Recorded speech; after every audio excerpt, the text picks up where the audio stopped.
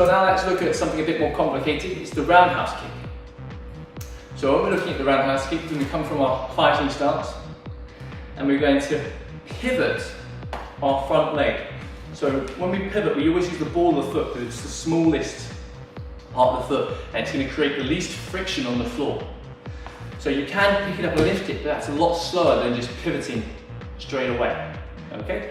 So when we pivot, we want to turn our foot 90 degrees. That means it makes a 90-degree turn before we even start to leave this. Some people won't have the rotation in the hip to do that, so they'll need to actually start the rotation from here and turn the foot at the same time to get into this position. Once we're here, we can lift up our knee into this position and rotate a little bit more from that heel. Okay? And we want the knee and the foot parallel to the floor, the toes pointed, we kick, come back in, and we come all the way back down. So when we kick, we want to be in this side-on position. Yes? Our heel should almost be pointing towards the target that we're aiming to hit, but not quite.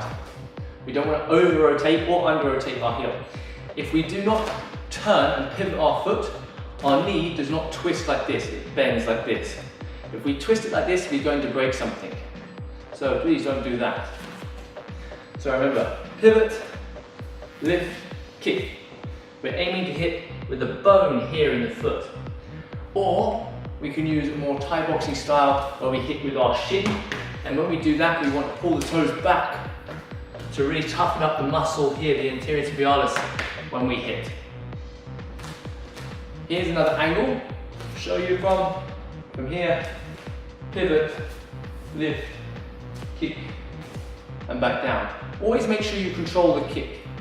You can spin through. Spinning may not always be the best option unless you really know you're going to hit your target. We also have other options when we're doing throwing roundhouse kicks.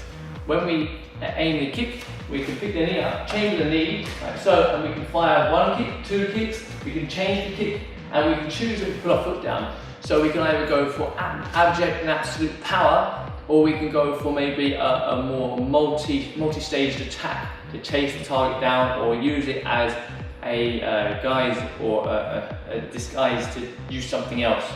For instance, we could use roundhouse kick to change the height of the kick, or using double roundhouse kick to go for body and head, or head then body, to open up a space to hit them. So first, learning to be able to control the kick, and place that knee, and keep that, hold that, and kick, and come back, and choose when to put your foot down is a very important skill to learn, so we can have more options later on when we get a bit more advanced.